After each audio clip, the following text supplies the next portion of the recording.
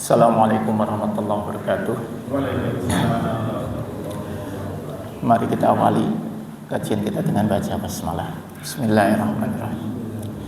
Alhamdulillahirabbil alamin wa bihi nasta'inu ala umuri dunya waddin. Asyhadu an la ilaha illallah wahdahu la syarika lah wa asyhadu anna Muhammadan abduhu wa rasuluh.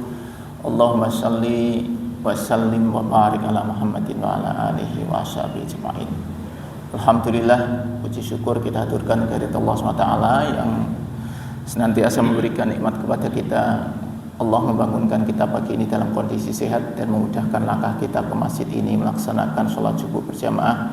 Insya Allah kita lanjutkan dengan dzikir dan thalabul ilmi, mudah-mudahan menjadi catatan amal soleh untuk kita semua. Salawat dan salam kita sampaikan kepada teladan kita Rasulullah Muhammad Sallallahu Alaihi Wasallam, keluarga, sahabat dan seluruh pengikutnya yang istiqomah mengikuti sunnahnya. Mari kita bersama-sama berzikir pagi. A'udzu billahi minasy syaithanir rajim. Bismillahirrahmanirrahim. Allahu la ilaha illa huwal hayyul qayyum. La ta'khudhuhu sinatun wa la nawm. Lahu ma fis samawati wa ma fil ardh. Man dzalladzi yashfa'u 'indahu illa bi'idnihi. Ya'lamu ma baina aydihim wa ma khalfahum.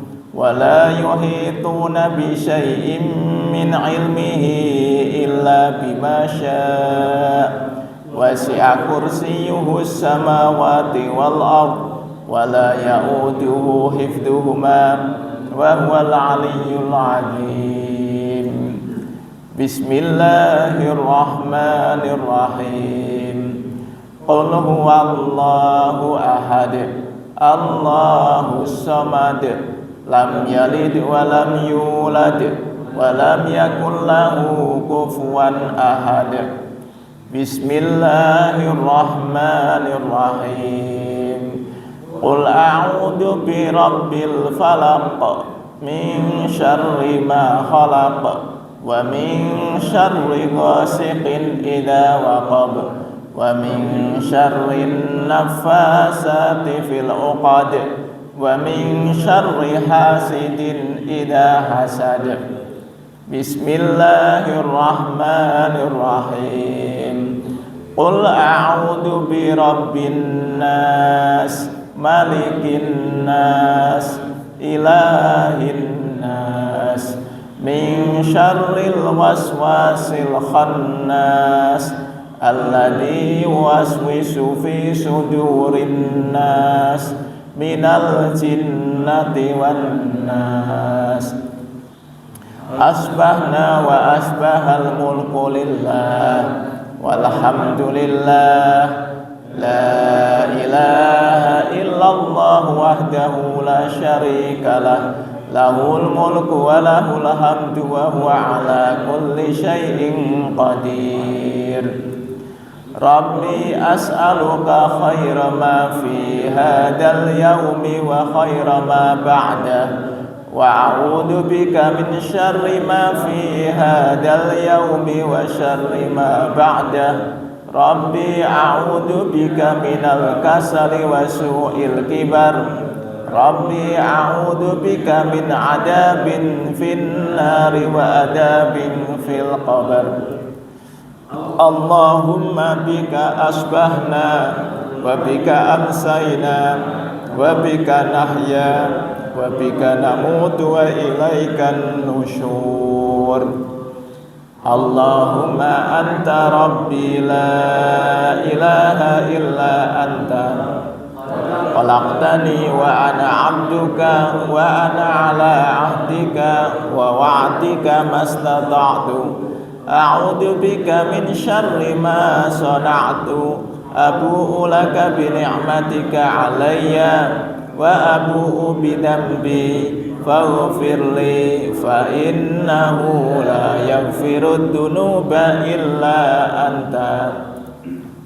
Allahumma afini fi badani, Allahumma afini fi sam'i, Allahumma afini fi basari, la ilaha illa anta.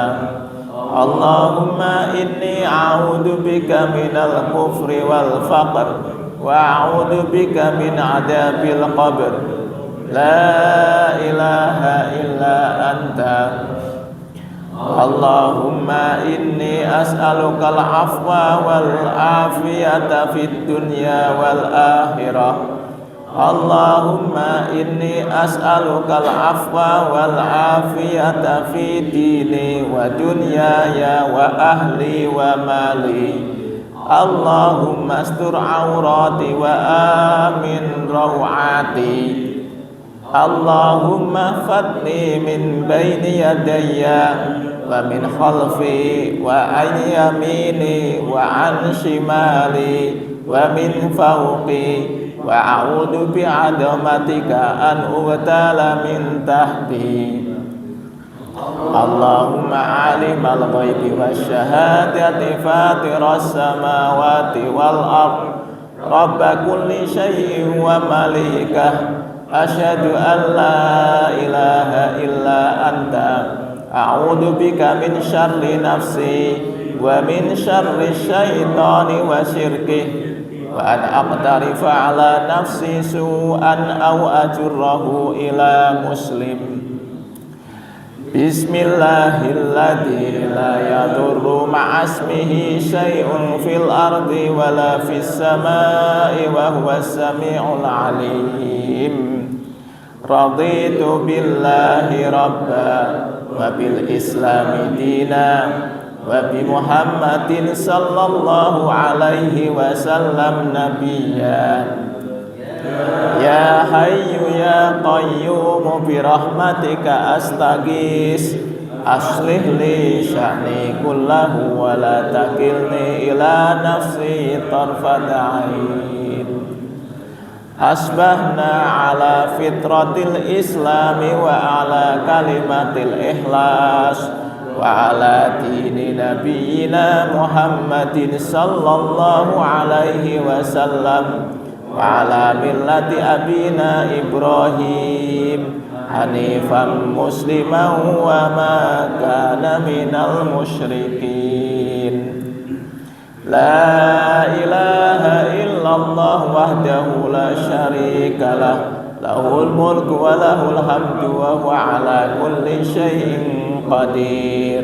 Subhanallah wa bihamdihi adada khalqihi wa ridha nafsihi wa zinata arsyihi wa midada kalimatih. Allahumma inni as'aluka ilman nafi'a wa rizqan thayyiban wa amalan mutaqabbala. Subhanallahi wa bihamdihi astaghfirullah wa atubu ilaih.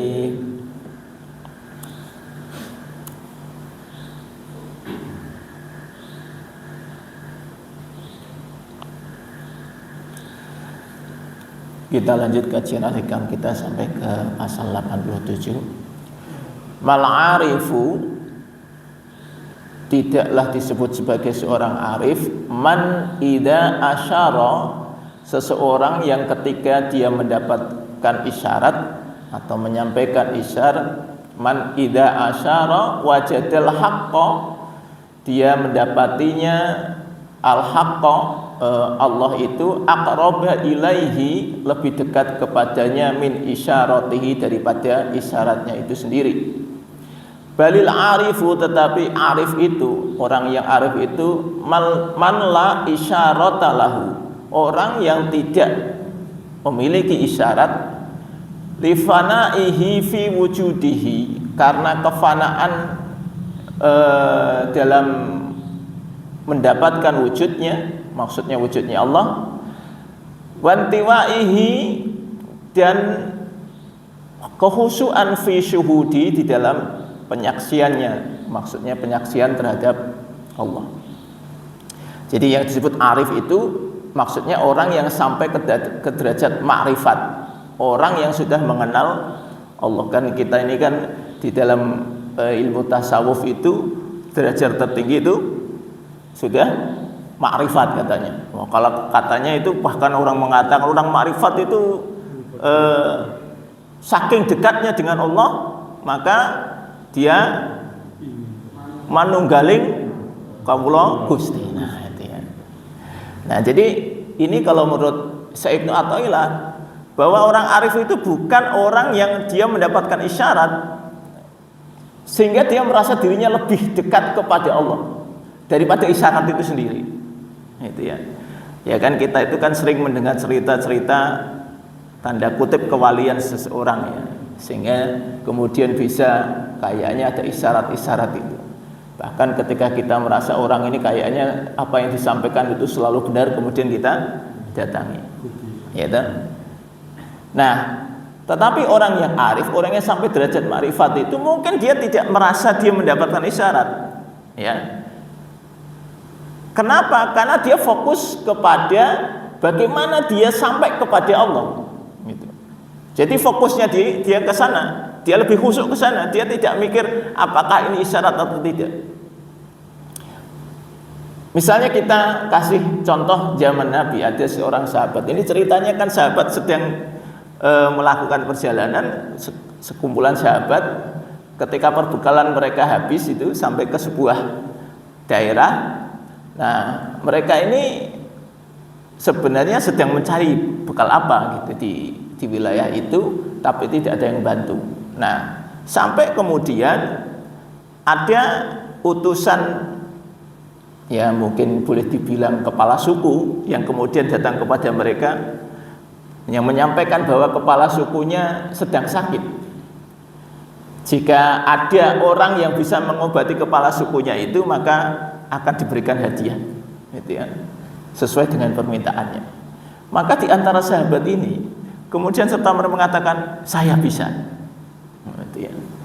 Yang sahabat yang lain itu kemudian heran, ini orang kok ya wani-wani nih, gitu. Ya mungkin karena sudah kepepet butuh bekal tadi. Ya, ada hadiahnya, siapa tahu dapat hadiah, gitu ya. Ya namanya iseng-iseng berhadiah, gitu ya. Akhirnya orang ini datang. Apa yang dilakukan? Dia kemudian membaca Al-Fatihah, itu minumannya itu ya, dibacain Al-Fatihah, suruh minum. Jadi ini hal yang biasa-biasa saja sebenarnya, tapi dia yakin dengan membaca Al-Fatihah, ya kan? Kemudian minumnya itu diminumkan, sembuh, dan qadar Allah sembuh. Nah ini kalau kita sudah mendengar ada orang yang begini kan pasti kita datangi, Pak. Wah sakti ini. Jadi sahabat ini sebenarnya juga mungkin antara iya dan tidak barangkali ya. Oh, ternyata kok sembuh gitu. Oh dia itu juga tidak pernah diajari oleh Rasulullah bahwa ketika orang sakit cukup diruqyah dengan Al-Fatihah, enggak ada. Wis pokoknya dia yakin aja Al-Fatihah insya Allah sembuh. Dan kemudian sembuh. Nah, maka kemudian dapat hadiah seekor kambing, Pak. Ini kembali lagi ke jamaahnya. Ini tadi kan ceritanya dia berangkat sendiri ke sana ya. Kemudian ternyata sembuh, balik lagi. Terus mengabarkan, nah tenang, kita sudah dapat kambing gitu ya. Bisa makan-makan kita. Loh, kok bisa? Iya tadi sembuh. Bagaimana caramu? Ya tadi tak bacakan Al-Fatihah, sembuh. Nah, kemudian sahabat yang lain, nah, kita mau tadi kamu apakan? Bacain Al-Fatihah. Tunggu dulu. Ini urusannya tidak sederhana ini. Kenapa? Kamu berarti menjual ayat Allah. Wah, Pak, ini gini, Pak. Ini kemudian nanti kamu menjual ayat Allah nih. Nah, ini nggak bisa nih kita terima kayak gini, kecuali nanti sudah dapat izin dari Rasulullah. Nah itu Pak, kecuali sudah dapat izin dari Rasulullah. Akhirnya nggak diambil dulu. Ini sebentar ya, tidak kita ambil, nanti kita mau izin dulu sama Rasul. Pulang sampai Madinah, cerita sama Rasul, gitu kan? Rasulullah ketawa. Ya kan tadi, ya kok ada orang punya ide, orang sakit dibacain Al-Fatihah, tapi Rasulullah ketawa, menunjukkan bahwa Rasulullah nggak apa-apa, itu boleh-boleh saja dengan cara seperti itu ya. Oh memang sembuh. Terus ditanya Rasul, nah ini gimana urusan kambingnya nih ya Rasul? Boleh kami minta nggak? Ya ambil aja sana kambingnya. Jangan lupa nanti aku dikasih. Nah kira-kira gitu ya. Jadi nanti makan bareng-bareng gitu. Akhirnya diambil itu kambingnya untuk makan bareng-bareng. Nah ini kalau kita bicara ini orang ini arif nggak kira-kira? Kok bisa sebegitunya gitu? Derajatnya makrifat nggak orang ini? Makrifat dong. Wong dia yakin betul gitu tadi bahwa Allah yang menyembuhkan. Maka dengan cara seperti itu membaca Al-Fatihah saja bisa menyembuhkan. Jadi orang yang apakah dia kemudian tadi mikir bahwa itu isyarat? Enggak. Ya kan? Kalau kita melihat ini Pak, orang ini bisa kemudian punya ide baca Al-Fatihah akan menyembuhkan. Dari mana idenya? Idenya dari Allah. Allah ilhamkan orang itu bacain Al-Fatihah. Ya kan gitu ya. Akhirnya orang ini baca Al-Fatihah dan sembuh. Ya, karena belum tentu jenengan itu maca Al-Fatihah, ya toh? Ya toh? Iki tak waca Al-Fatihah jenengan kok belum tentu. Ya kan? Berarti ini bukan masalah amalannya, orangnya kan gitu kan. Salah satunya orangnya. Bahwa amalannya boleh ditiru, boleh. Itu. Tapi urusan sembuh tidak sembuh urusan Allah nih. Nah ini kita harus melihat di sana ya. Sehingga nanti jangan mengatakan wah iki Al-Fatihah ra cespleng iki aku wis maca Al-Fatihah bolak-balik iki ternyata ora mandi. Lah itu jenengan sing ora mandi gitu ya. Itu jenengan sing ora mandi. Isih kakean dosa. Lah sing maca iki mungkin dosane sithik ya, sing jenengan sing maca dosane akeh gitu barangkali wallahu a'lam ya toh. Ya jadi orang arif itu dia tidak fokus kepada ini tadi, ini isyarah. Suruh baca Al-Fatihah isyarah. Tapi dia tidak fokus kepada isyarah, dia fokus kepada bagaimana mendapatkan pertolongan Allah. Nah, itu ya. Sehingga kita itu kalau melihat sesuatu tidak melihat isyarahnya itu. Tapi kemudian fokus kepada bagaimana kita mendapatkan jalan menuju Allah. Allah mengatakan walladzina jahadu fina lanahdiyannahum subulana. Orang-orang yang sungguh-sungguh berada di jalanku maka akan aku tunjukkan baginya jalan-jalan menuju jalanku. Jadi kita ini kalau fokusnya untuk mendapatkan jalan menuju Allah, maka Allah tunjukkan jalan itu kemana. Itu. Ya termasuk orang ini kok bisa idenya dia baca Al-Fatihah, gitu ya. Karena kita ini kan sering mendapati kasus ya bahwa misalnya tadi kita sakit atau di keluarga ada yang sakit, kita tidak kemudian seperti orang tadi, idenya itu tidak kemudian baca Al-Fatihah, enggak, idenya beli obat, ya kan gitu. Kalau ada keluarga kita yang sakit, yang di dalam pikiran kita yang pertama apa? Obat Pak. Beda dengan orang ini, pikirannya ya ini sudah mintakan sama Allah, selesai. Karena ini saya yakin mungkin sahabat-sahabat yang lain tadi yang satu kelompok itu mikirnya ini ngobati pakai apa ini ya, ada orang sakit terus diobati pakai apa, tapi dia karena tadi dekat dengan Allah maka kemudian pikirannya hanya Allah yang maha menyembuhkan. Itu isyarah namanya ya. Nah masih ingat cerita saya tentang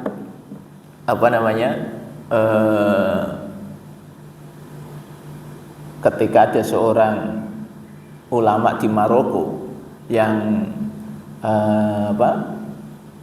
kemudian dia mimpi, di dalam mimpinya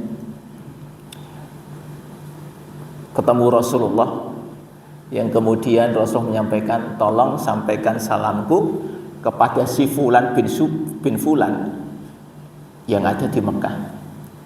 Masih ingat ya, mudah-mudahan ingat, kalau nggak ingat tak ulangi lagi. Coba itu kan isyarah ya. Mimpi ketemu Rasul itu tidak semua orang. Dan kemudian dia dititipi salam. Ya, dititipi salam. Nah, dititipi salam itu maksudnya apa? Ini salam kepada orang yang dia sendiri belum pernah ketemu.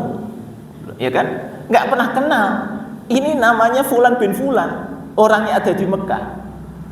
Nah, karena dia merasa ini ketemu Rasulullah itu sesuatu yang benar dan dia dititipi salam harus menyampaikan. Maka berangkatlah dia ke Mekah. Dari Maroko berangkat ke Mekah.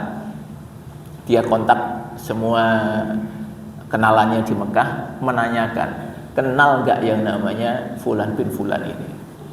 Wah, dia cari muter-muter itu sampai akhirnya ketemu, gitu. Ketemu kemudian ditanya, Pak, saya ini mimpi ketemu Rasulullah dan Rasulullah menyampaikan salam kepada jenengan. Saya mau tanya, jenengan itu punya amalan apa? Kok sampai Rasulullah menyampaikan salam kepada jenengan? Amalannya apa? Orang ini mengatakan, lah saya itu amalannya apa? Saya coba lah, saya itu sibuk kerja, bahkan itu saya ini meskipun dekat dengan Masjidil Haram, tidak setahun, belum tentu setahun sekali saya sholat di Masjidil Haram. Sama seperti saya, kalau saya ditanya apakah setahun sekali pasti pernah sholat di Masjid Agung, enggak, belum tentu gitu ya. Gitu. Wah, ini kalau ketemu misalnya orang di Semarang ya, ketemu di luar kota ya, tahu cerita-cerita. Oh jenengan rumahnya Semarang. Oh berarti jenengan ya sering nih Masjid Agung. Belum tentu setahun sekali, ya kan gitu. Belum tentu gitu ya. Ya. Jadi orang ini juga mengatakan saya itu, padahal ini kalau kita bicara sholat di Masjidil Haram kan nilainya berapa kali?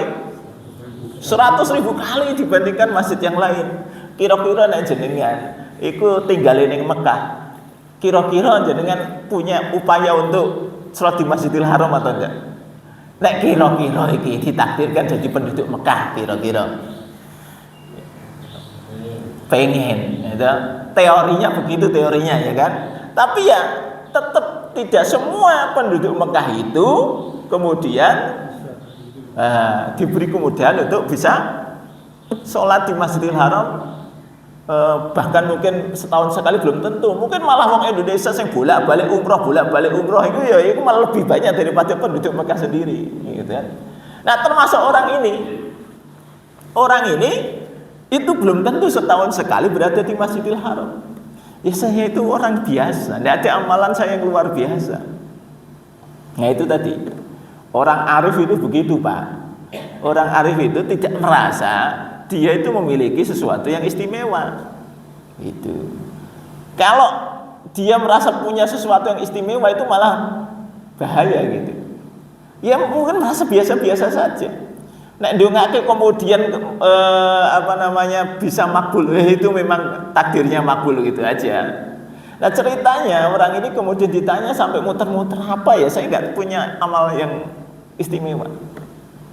Sampai kemudian dicari, ketemulah bahwa dia itu punya tetangga yang dulu sangat akrab dan akhirnya meninggal dunia. Sejak si tetangganya meninggal dunia itu, maka dia membantu jandanya. Nah gitu Pak, membantu jandanya. Pokoknya urusan membantu janda ini biasanya Pak Edi yang paling semangat tentu ini. Ini amalan yang luar biasa. Jadi membantu janda ini amalan yang luar biasa. Beliau itu kemudian sejak suaminya meninggal tadi, akhirnya beliau gajinya dibagi dua. Enggak dinikahi ya Pak. Jadi kan mau menikah itu beda lagi itu. Ini penghasilannya yang dibagi dua, 50% untuk keluarganya, 50% untuk tetangganya itu. Karena mungkin anaknya banyak jadi dia kasihan. Nah gara-gara itulah amalan yang istimewa.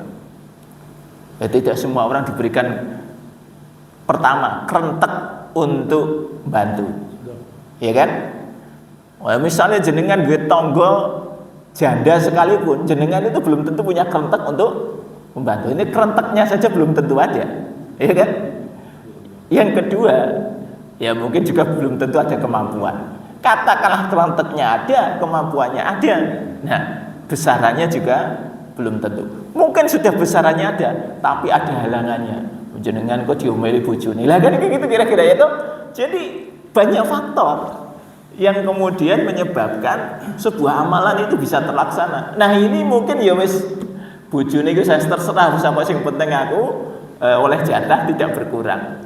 Itu mau bojone tangga ini bojone tanggane ini sudah janda ya, bukan bojone tanggane. Intinya sudah janda sehingga kemudian akhirnya beliau tanda kutip membantu nafkah dari janda tersebut. Dan itulah yang menyebabkan tadi, yaitu amalan yang istimewa tadi, yang kemudian Rasulullah sampai menyampaikan salam kepada orang ini.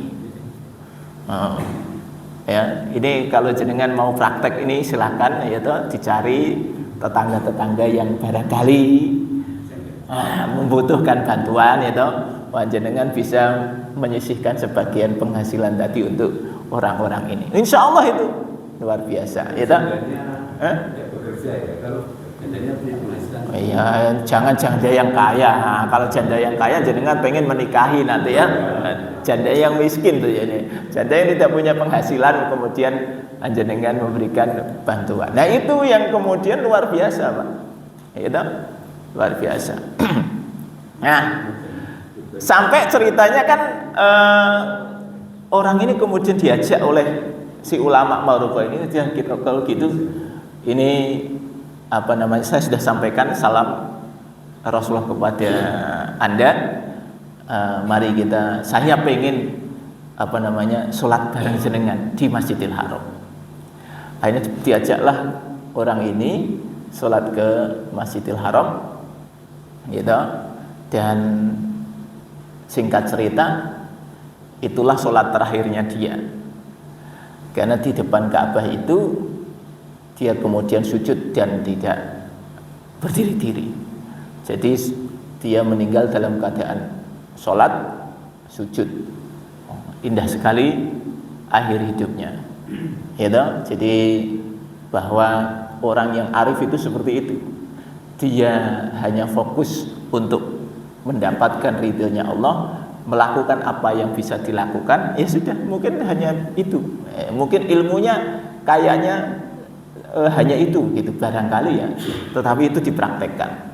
Daripada jenengan ilmune wakeh ning ora ana sing dipraktekke, itu ngerti iso iki kudune ngene ning ora ana sing praktekke. Ya sudah, kita itu sedikit tapi dipraktekkan jauh lebih baik daripada banyak tapi ora ana sing dipraktekke. Nah, itu kan gitu. Kita ini kan lebih iku nek ya kita ngaji itu penting. Nek ngaji kudu praktekke, ngaji ora tahu praktek iki sing repot gitu ya. Jadi ini praktek. Ya. Nah, jadi isyarah sekali lagi itu bukan masalah bahwa orang itu dapat isyarah kemudian dia merasa dirinya dekat dengan Allah, enggak. Dia akan merasa jauh dari, wah saya itu masih kurang. Nah itu loh. Justru orang yang arif itu dia merasa dirinya masih kurang dekat gitu. Pengen dekat terus. Gitu. Nah, memang akhirnya kita akan lihat ya, orang-orang yang seperti itu, dia itu berupaya untuk kemudian amal solehnya ditambah dan seterusnya. Nah, sementara kita ini kan yang perlu kita evaluasi kepada diri kita itu, kadang-kadang diri kita sudah merasa dekat dengan Allah itu, ya kan? Begitu doa kita dikabulkan itu kita sudah merasa, wah itu berarti saya sudah dekat. Itu yang menjadi masalah.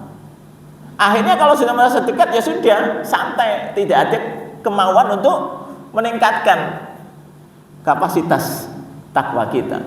Tapi kalau kita ini masih merasa kurang gitu ya, kita akan mencari. Ya contohnya gini, kita ini Ramadan kemarin itu hebat.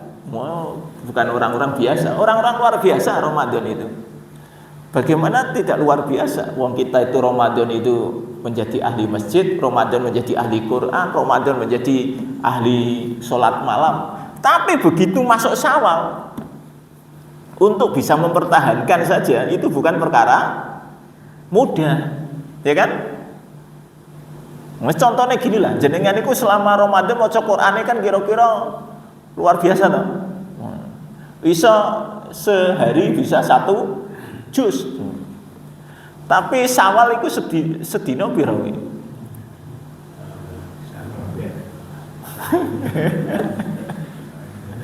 Itu satu ain alhamdulillah. Ya kan gitu kan? Jadi apa ya? Kadang-kadang kita itu tidak pernah berpikir bagaimana caranya ada amalan yang sudah kita lakukan di bulan Ramadan bisa kita lestarikan di bulan selanjutnya. Nah itu loh, itu mulai dicanangkan gitu. Saya kemarin Ramadan bisa, masa sekarang nggak bisa? Ya sudah dipaksa Pak. Itu prinsip yang harus kita bangun, sehingga Ramadan dari satu Ramadan ke Ramadan selanjutnya ada peningkatan. Itu artinya setiap tahun kita juga meningkat. Ya katakanlah tadi, wah saya Ramadan bisa 1 juz, bisa nggak sih saya baca 1 juz setiap hari? Ini bukan perkara mudah Pak, baca 1 juz 1 hari bukan perkara mudah. Maka dulu ketika ada teman-teman bikin one day one juz gitu ya, wah saya itu mikir, wah ini kok ya gawe gerakan kok ya abot-abot men gitu ya, 1 hari 1 juz gitu. Berat Pak bagi orang yang tidak biasa, berat 1 hari 1 juz. Ya, tapi memang kemudian kita harus memaksakan diri, akhirnya bisa 1 hari 1 juz, 1 hari 1 juz. Nah itu contoh. Jenengan itu ketika Ramadan bangun jam 3 itu hal yang mudah. Tapi begitu selesai Ramadan bangun jam 3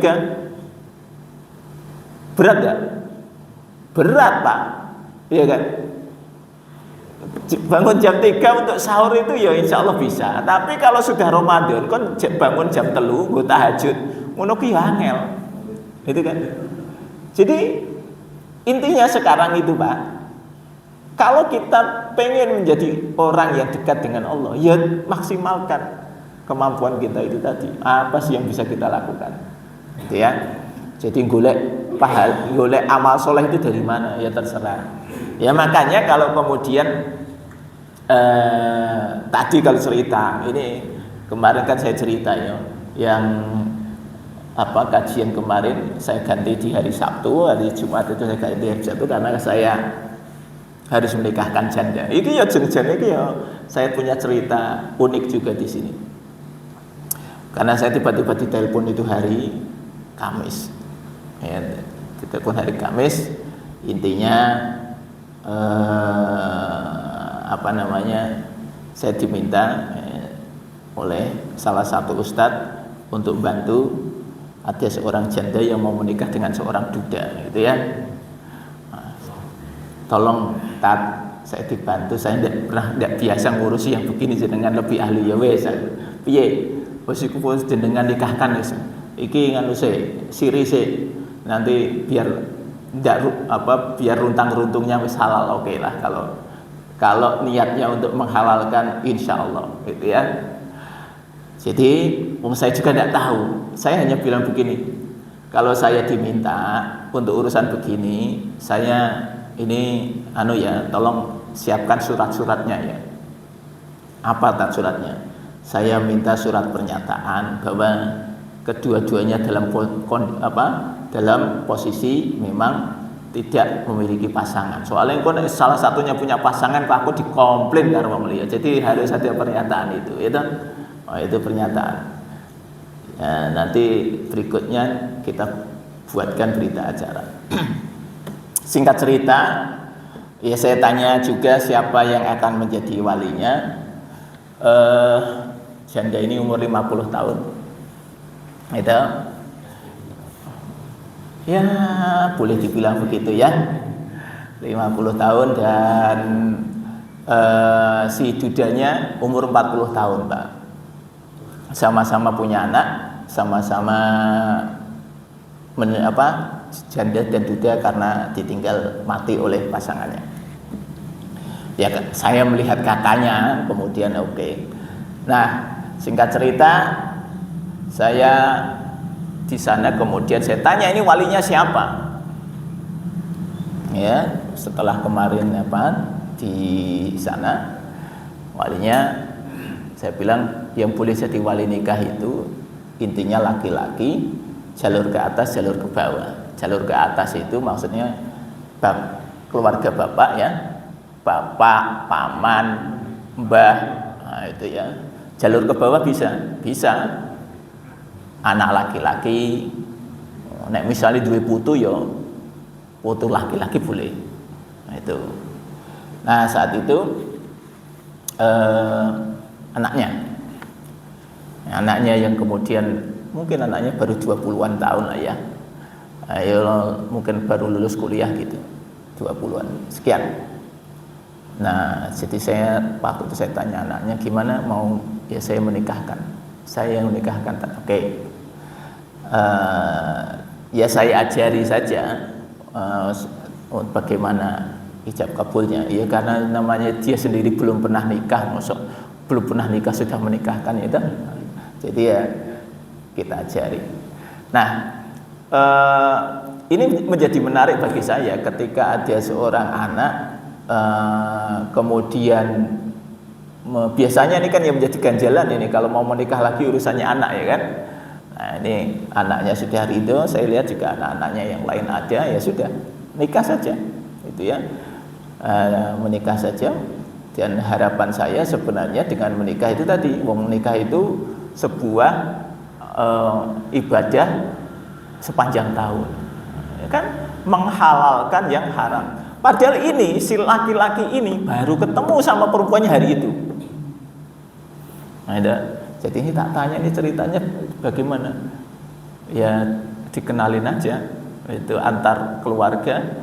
Tapi saya belum pernah lihat orangnya gitu. Jadi si laki-laki saya belum pernah lihat orangnya. Jadi hari itu Pak baru tahu. Setelah ijab kabul pun ini ya masih malu-malu, memang nggak kenal sama sekali Pak, seperti orang asing ya kan. Itu. Ya itu kira-kira ini bagi saya sebuah kebaikan. Ya karena niatnya juga baik. Ya kenapa tidak? Karena si laki-laki ini kerjanya juga jauh ya. Jadi harapannya supaya nanti setelah itu ikut suaminya ya. Jadi saya ingin gini loh. Kalau ada kasus-kasus yang seperti ini, wong ini niatnya baik. Jadi ceritanya ini si janda ini ceritanya ini menjadi pasien sahabat saya. Beliau ini karena pasien jadi sering kesurupan gitu ya. Sering kesurupan. Jadi salah satu masalah bagi perempuan terutama itu gangguan apa ini? Gangguan makhluk halus itu ya. Ya salah satunya itu kalau kemudian disarankan jenengan lebih baik nikah, kalau nikah ada yang menjaga. Nek orang menikah, itu memang sangat berbahaya. Jadi itu salah satu alasannya ya. Kalau kemudian jenengan nanti ketemu dengan kasus-kasus seperti itu, nah itu bisa direkomendasikan. Jenengan rumusnya gampang, wes nikah meneh ya. Itu jadi caranya jenengan ketemu itu kasus yang seperti itu bulan, artinya dia sudah diruqyah balik lagi, diruqyah balik lagi. Nah itu ya karena memang orang no koncone, jadi akhirnya kan balik lagi gitu ya. Nah, jadi itu sesuatu yang baik.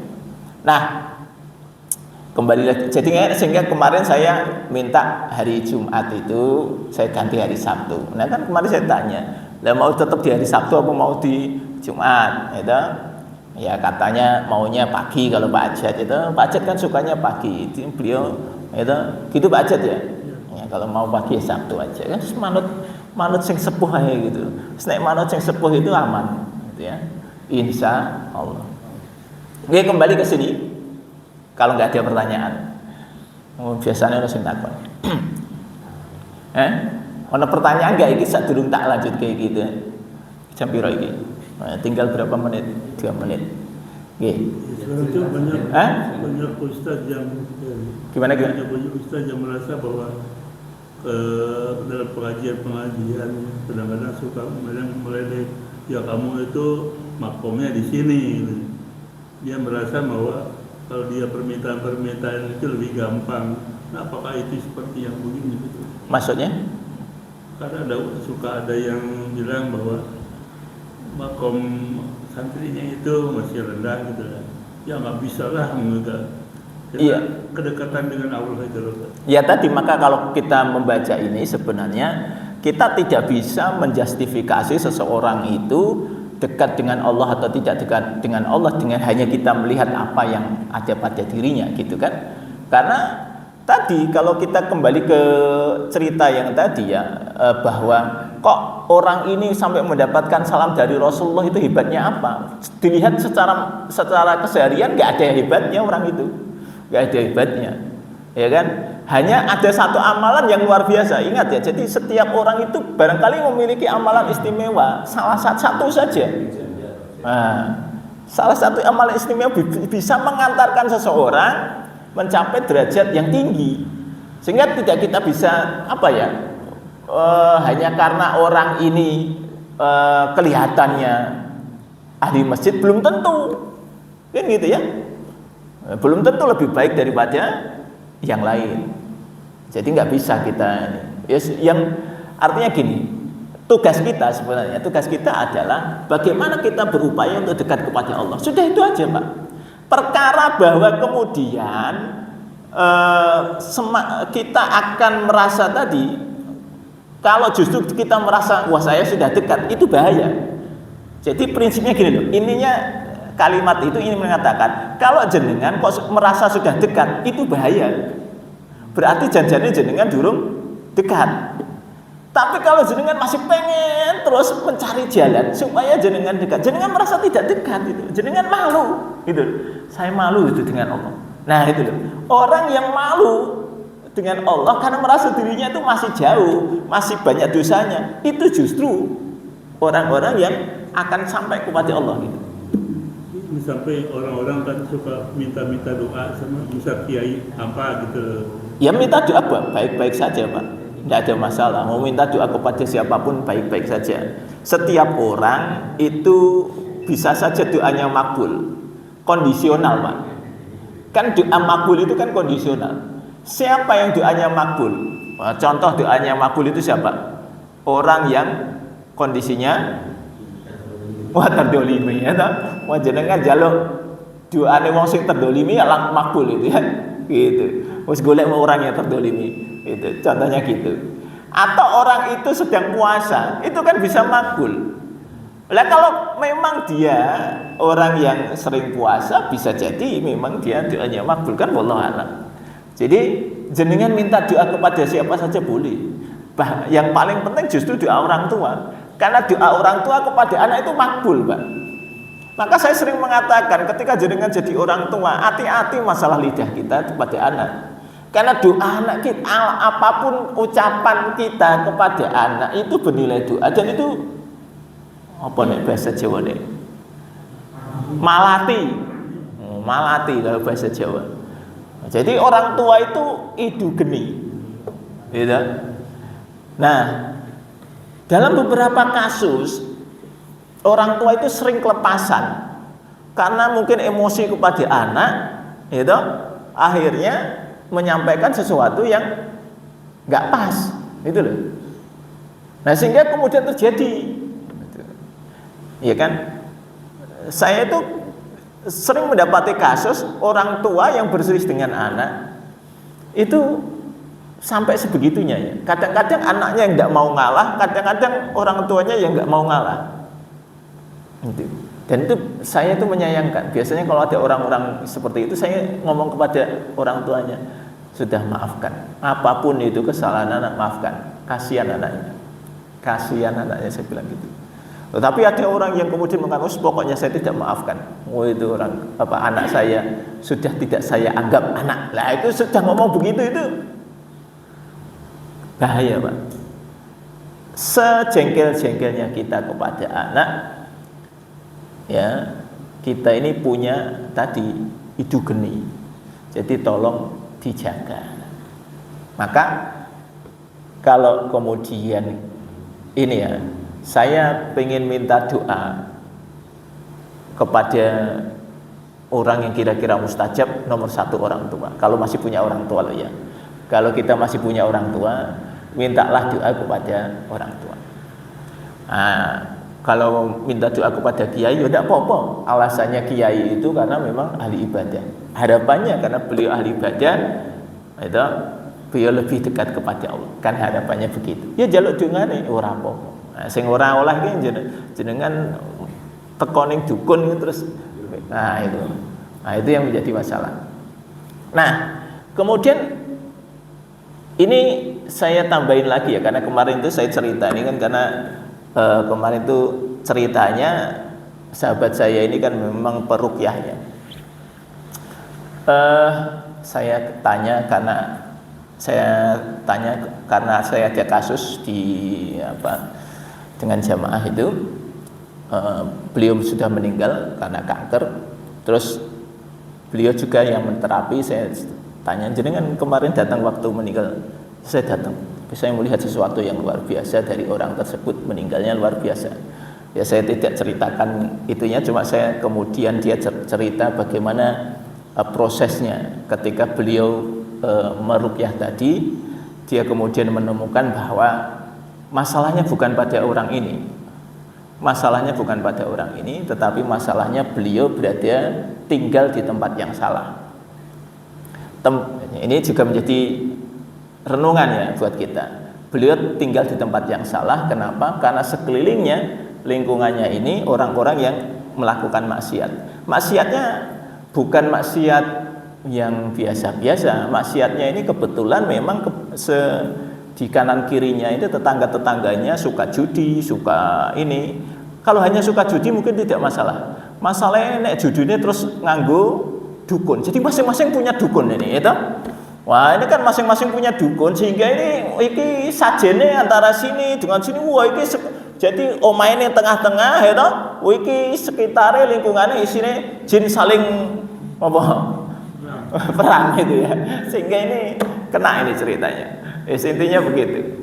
Nah, waktu itu memang sudah disarankan jenengan lebih baik pindah rumah lah gitu. Atau beliau memang tidak mau itu ya. Nah, itu akhirnya ya Allah memang takdirkan saja umurnya nggak panjang ya. Jadi intinya gini Pak, justru PR kita itu hari ini ketika melihat kemungkaran, kan bisa jadi di sekitar kita nih ada kemungkaran seperti itu ya kan. Lah bagaimana kita mencegahnya?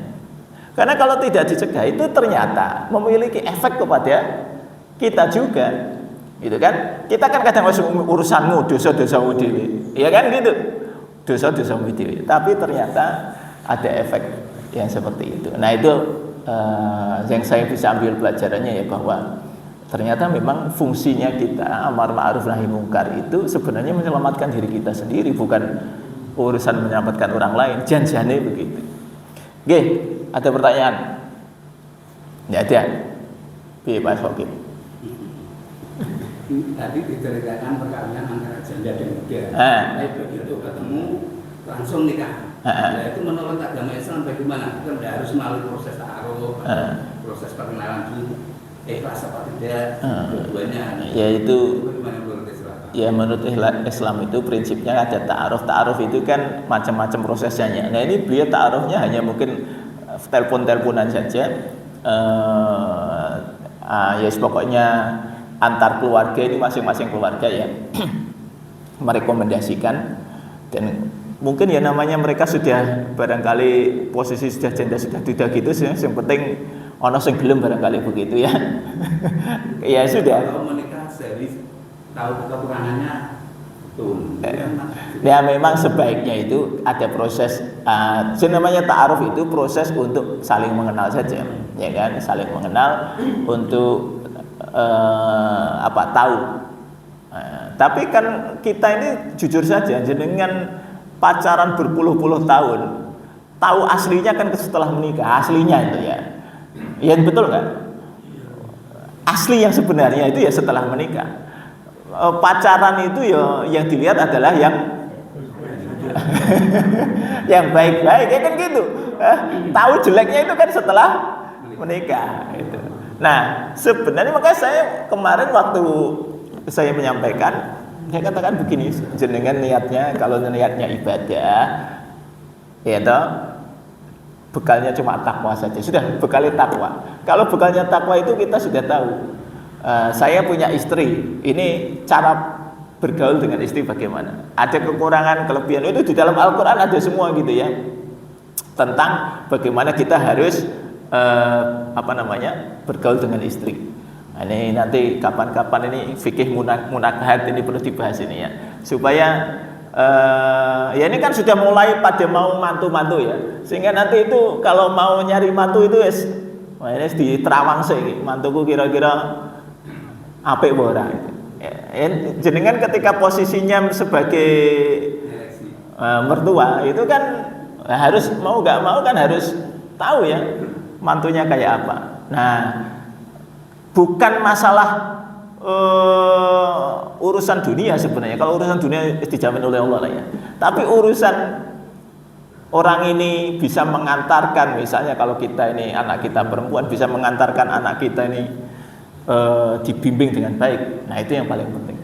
Nah, ini nanti barangkali suatu saat kita bahas ya. Karena di dalam Al-Qur'an kalau kita bahas tentang hubungan suami istri banyak Pak ayatnya Pak. Banyak. Di dalam Al-Qur'an itu memang tidak ada surat tentang judulnya itu pernikahan. Enggak ada surat an-nikah ning ono surat at-thalaq. Wah, itu bahaya.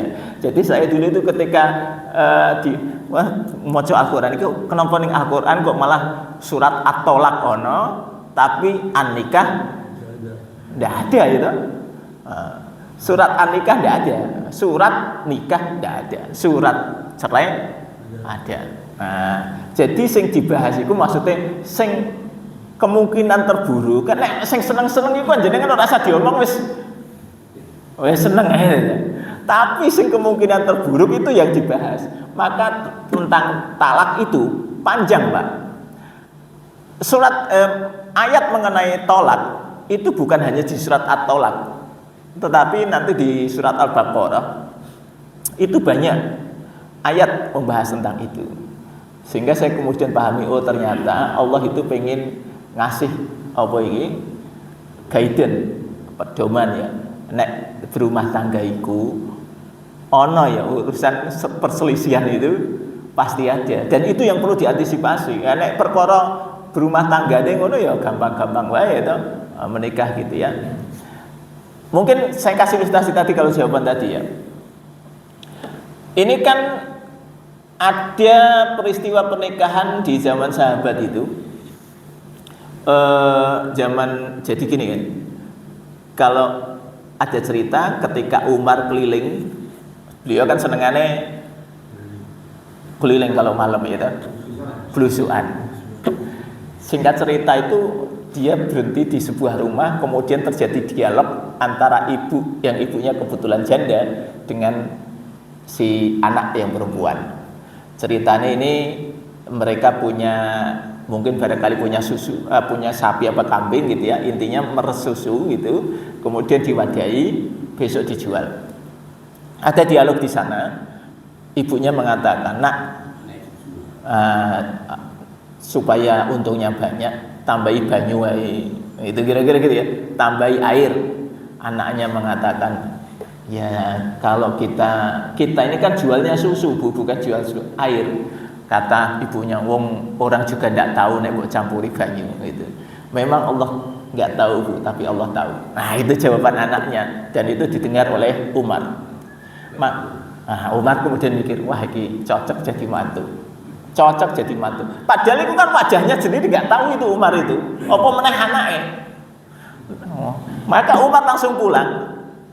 Kemudian ngomong sama anaknya, besok pagi tak ajak kamu nikah. Kamu tak nikahkan besok pagi. Wah, anak iki ya ora ngerti arep dinikahke karo sapa itu. Ning iki mau bapak iki mau pikirane wis pokoke iki salehah kalau seperti ini. Ya, sehingga kemudian ini anaknya besok paginya itu diajak ke rumah tersebut. Si ibu juga kaget, oh lho iki sapa? Cukup teko, langsung hari itu juga mengatakan saya mau melamar anak ibu untuk anak saya. Loh. Piye? Ini jenengan ketemu wong ini kan bingung to, Pak. Lho jenengan wis kenal anakku. Ya durung, neng saya tadi malam mendengar bahwa anak ibu seperti ini, sehingga saya merasa ini cocok menjadi istri anak saya. Ya, singkat cerita menikahlah itu anaknya Umar bin Khattab dengan perempuan ini. Nah, inilah yang nanti menjadi anak turunnya itu, cucunya nanti ada seorang cucu yang dikasih nama Umar juga, yang kemudian menjadi khalifah berikutnya yaitu Umar bin Abdul Aziz. Nah, gitu ceritanya. Ngono ku ya nek ditakoni aku ngono ku ta'aruf piye? Lah iku nek ta'aruf ngono ku piye ngono iki? Itu? Ya, ta'aruf setelah menikah. Jadi pada prinsipnya gini aja, Pak. Ta'aruf yang benar itu prinsipnya kita memahami orang yang mau dinikahi itu orang yang baik, wes gitu. Nah, selanjutnya terserah Allah saja. Lah nek kemudian kok ternyata kok ora pas, ya wis kuwi memang takdir ora pas. Tapi kita sudah niat baik, maka insya Allah nanti akan ditunjukkan. Nah, itu satu lagi anak sahabat, anak ini untuk referensi aja. Anaknya Abu Bakar itu, aku mau sing cerita jenengan iku malah nek ra cocok ngene iso cerai lho. Iki anak Abu Bakar bukan gak cocok. Anaknya Abu Bakar itu dinikahkan. Wah, itu saking mungkin ya namanya pengantin baru. Wih, ku neng kamar terus gitu ya. Wes buah wallahu a'lam itu. Sampai adzan iku ora ning masjid, gitu ya. Abu Bakar itu yo terus mikir, lho iki piye to? Anakku bareng nikah malah saiki ora ning masjid. Maka kemudian Abu Bakar manggil anaknya, wes pokoknya iki ceraikan istrimu. Lho kenapa, Pak? Lah kowe di bojo terus saiki ora ning masjid itu. Lah kira-kira jenengan wani apa ora anak kaya ngono. Dikon cerai. Kowe iki Abu Bakar iki kejadian. Anaknya ya manut wae, anaknya manut, Pak. Akhirnya dicerai itu istrinya. Gara-gara tadi loh dia itu. Tapi setelah itu mungkin anaknya juga stres itu kan. Nah, jadi setelah stres itu Abu Bakar tanya, "Lah piye? Saya masih senang Bapak." Ya sudah, rujuk lagi. Nah, gitu jadi ini untuk pelajaran bahwa kalau sahabat itu patokannya adalah dia pasangannya itu mengantarkan kepada Allah atau tidak, loh itu loh. Intinya itu, Pak. Kalau pasangannya mengantarkan kepada Allah lanjut, tapi kalau tidak ya selesai. Wallahu a'lam. Ya jadi nanti kalau kita nyari mantu patokannya adalah dekat dengan Allah atau tidak. Ya saya kira itu ya. Kita tutup dengan kafaratul majlis. Subhanakallahumma wa bihamdika asyhadu an la ilaha illa anta astaghfiruka wa atubu ilaik. Assalamualaikum warahmatullahi wabarakatuh.